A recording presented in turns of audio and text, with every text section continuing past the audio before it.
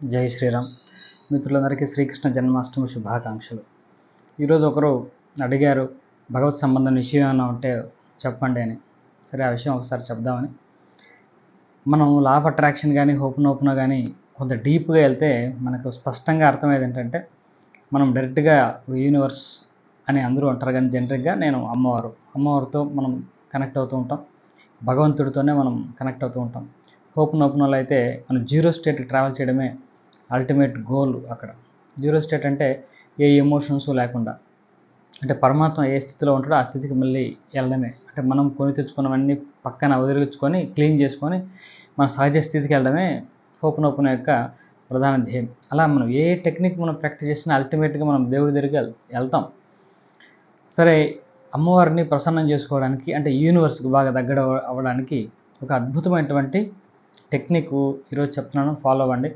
నేను చేసే మీకు చెప్తున్నాను.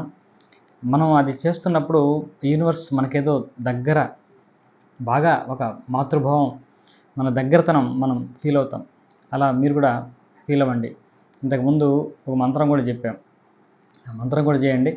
ఇప్పుడు నేను చెప్పేది ఏంటంటే, యూనివర్స్ బాగా ప్రసన్నం అవ్వాలంటే, అంటే యూనివర్స్ అనే అందరూ అంటారు, కానీ నేను అమ్మవారు, ఈ ప్రకృతి మాత, ఈ విశ్వమాత మన పట్ల బాగా ప్రసన్నం అవ్వాలంటే ఏం చేయాలంటే, ఇప్పుడు అంతకంటే ముందు ఒక విషయం అర్థం చేసుకోవాలి.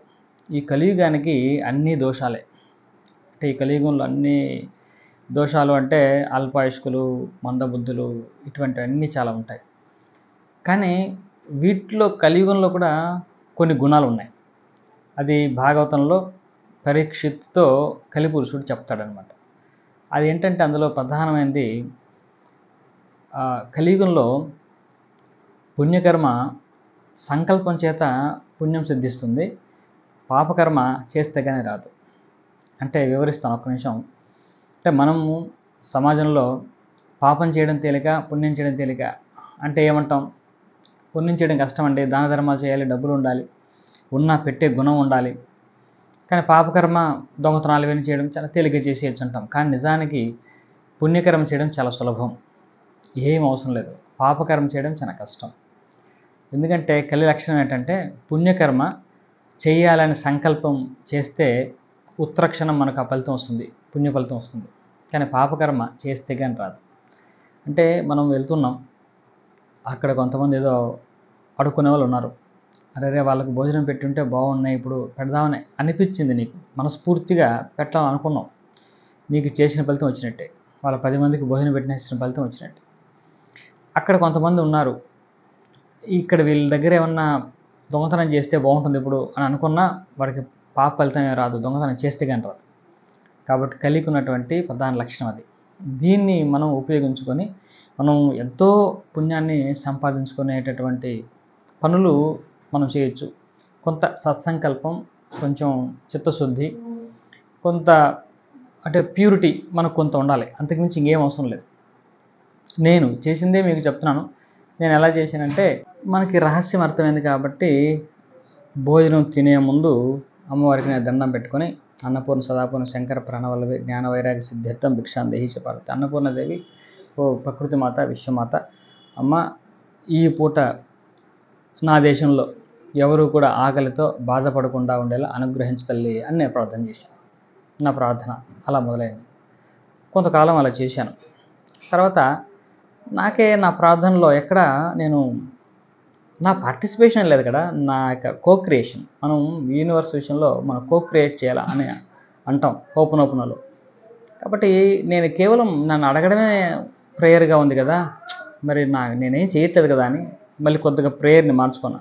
ఎలా మార్చానంటే, అమ్మ ఈ పూట ఎవరు ఆకలితో బాధపడకుండా అనుగ్రహించు, ఇందులో నన్ను భాగస్వామ్యం చేసినా నాకు సంతోషం, నన్ను కూడా భాగస్వామ్యం చేయతల్లి అని నేను కోరుకున్నా. అమ్మయ్య, ఇప్పుడు కొంచెం రిలాక్స్గా ఉంది. కాబట్టి కేవలం అమ్మ వాళ్ళ కడుపులు నింపి వాళ్ళు అలా చూడు ఇలా చూడు అని ఒక ఆర్డర్లా కాకుండా, నన్ను కూడా అందులో భాగస్వామ్యం చేయతల్లి అని నేను కోరుకున్నా. ఇది కొంచెం కంఫర్టబుల్గా ఉంది నాకు, కొన్ని రోజులు చేసుకుంటూ ఉన్నా.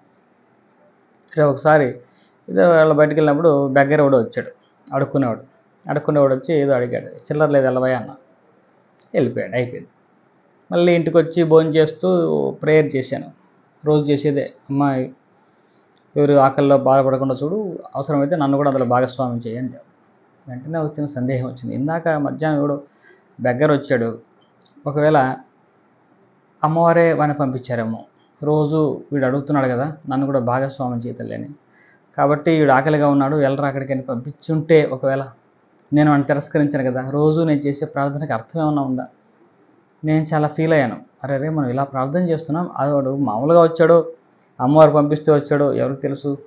ఆవిడకి తెలుసు, మనకేం తెలియదు కదా. ఏంటిది మన ప్రార్థన మళ్ళీ మనకి ఇబ్బంది కలిగించేలా ఉందని మళ్ళీ కొద్దిగా మార్పు చేశాను. నేను ఆవిడకి చెప్పాను, భోజనం వండేటప్పుడు రైస్ తీసుకుంటారు కదా బియ్యం, ఆ బియ్యంలో ఒక గుప్పెడు తీసి పక్కన పెట్టమని చెప్పాను, ఒక సంచిలో వేసుకోమని చెప్పాను. నెలకు ఒకసారి ఆ సంచి తీసుకెళ్ళి ఎక్కడో అమ్మవారి గుడికి ఎక్కడో ఏదో దేవాలయానికి ఇచ్చేసి నేను సమర్పించేస్తాను. ఇప్పుడు నా ప్రార్థన ఏంటంటే, నా యొక్క సంకల్పం ఏంటంటే, నేను ఏదైతే గుప్పెడు బియ్యం తీశానో ఆ గుప్పెడు బియ్యమే నా కాంట్రిబ్యూషన్ అనుకో. నేను రోజు ప్రేయర్ చేస్తున్న అందరి కడుపులు నింపుతల్లి అని, ఆ గుప్పెడు బియ్యంతో వాళ్ళ కడుపులు నింపు.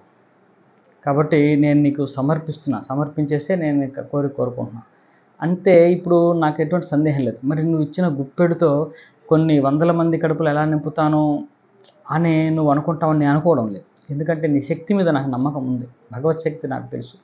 ఆ రోజు ఒక్క మెతుకు తిన్న శ్రీకృష్ణుడు తను వందల మంది కడుపులు నింపాడు. కాబట్టి మనం సమర్పించడమే, ఎంత చిన్నది సమర్పించినా భగవంతుడికి దాని 1000 రెట్లు 100 లక్షలు 100 రెట్లు లక్షల రెట్లు శక్తి భగవంతుడికి ఉంటుంది. కాబట్టి నీకు ఆసక్తి ఉంది, నాకు ఆ శక్తి మీద సందేహం లేదు.